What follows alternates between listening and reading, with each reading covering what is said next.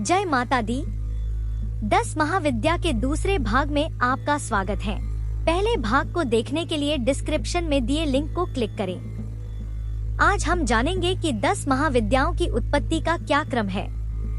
10 महाविद्याओं का धार्मिक महत्व क्या है। ये 10 महाविद्याएं सृष्टि का संचालन कैसे करती हैं? ये 10 महाविद्याएं शक्ति की विभिन्न अभिव्यक्तियां हैं और इनकी साधना से साधक को भौतिक, मानसिक और आध्यात्मिक लाभ मिलता है। ये न केवल तंत्र साधना में महत्वपूर्ण है, बल्कि सनातन धर्म के विभिन्न आध्यात्मिक मार्गों में भी पूजनीय है। इनकी उपासना से साधक को सिद्धि, रक्षा, ज्ञान, मुक्ति और आत्म साक्षात्कार प्राप्त होता है। 10 महाविद्याओं का हिंदू धर्म, विशेषकर तंत्र शास्त्र में अत्यधिक धार्मिक और आध्यात्मिक महत्व है। ये सभी आदि शक्ति, पराशक्ति के विभिन्न रूप हैं और इनकी साधना से साधक को लौकिक और पारलौकिक लाभ प्राप्त होते हैं। प्रत्येक महाविद्या का एक विशिष्ट उद्देश्य और महत्व है, जो साधक को भौतिक, मानसिक और आध्यात्मिक रूप से लाभान्वित करता है।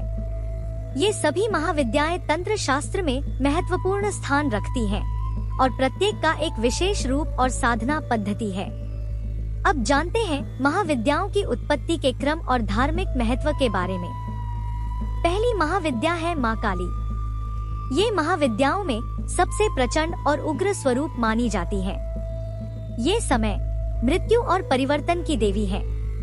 महाकाली को समस्त विद्याओं में आदि कहा गया है।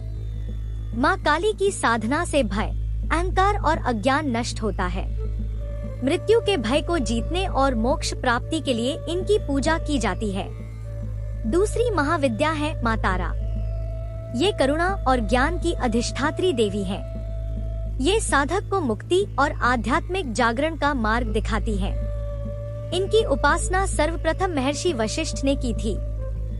इनकी पूजा व मंत्रों का जप करने से वाक शक्ति एवं मुक्ति की प्राप्ति होती है।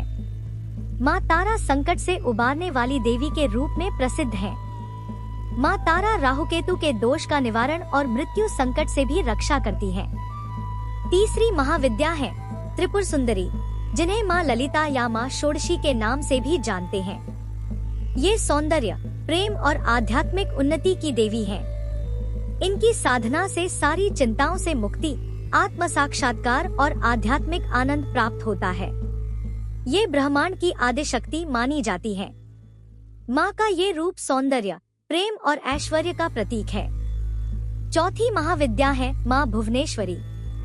ये संपूर्ण ब्रह्मांड की अधिष्ठात्री शक्ति मानी जाती है। इनकी साधना से व्यक्ति में नेतृत्व क्षमता का विकास होता है, साथ ही आकर्षण और अभिव्यक्ति की शक्ति मिलती है। माता भुवनेश्वरी विश्व सृजन और पालन का प्रतीक रूप है। पांचवी महाविद्या है माँ भैरवी। माता भैरवी सिद्ध विद्या, आनंद रूपिणी और त्रिपुर भैरवी नाम से भी जानी जाती है। माँ भैरवी साधक को तमोगुण से मुक्त करती है।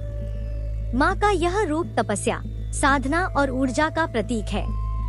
उग्र और शक्तिशाली स्वरूप माँ भैरवी की पूजा साधक को भय और आसुरी शक्तियों से बचाती है।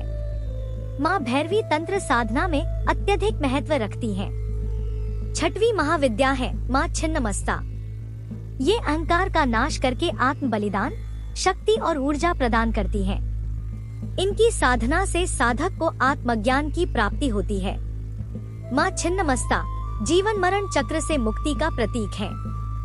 सातवीं महाविद्या माँ धूमावती है। विधवा देवी के रूप में जानी जाने वाली माँ धूमावती विपत्ति, निराशा और अज्ञान को दूर करती है। भगवान शिव इनमें धूम्र रूप से विराजमान है। शत्रु संहार और भक्त के संरक्षण के लिए माँ की साधना करनी चाहिए। आठवीं महाविद्या माँ बगलामुखी है। ये शत्रु नाशिनी देवी है। इनकी साधना से वाक सिद्धि और विजय प्राप्त होती है। माँ बगलामुखी का अनुष्ठान शत्रु स्तंभन, मुकदमा और वाद विवाद आदि में विजय दिलाता है। नौवीं महाविद्या मातंगी माता है।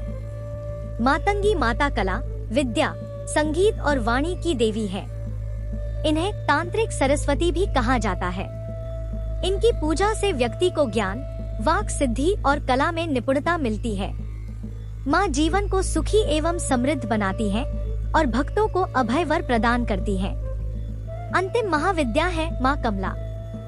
माँ कमला धन, समृद्धि और ऐश्वर्य की देवी लक्ष्मी का तांत्रिक रूप है।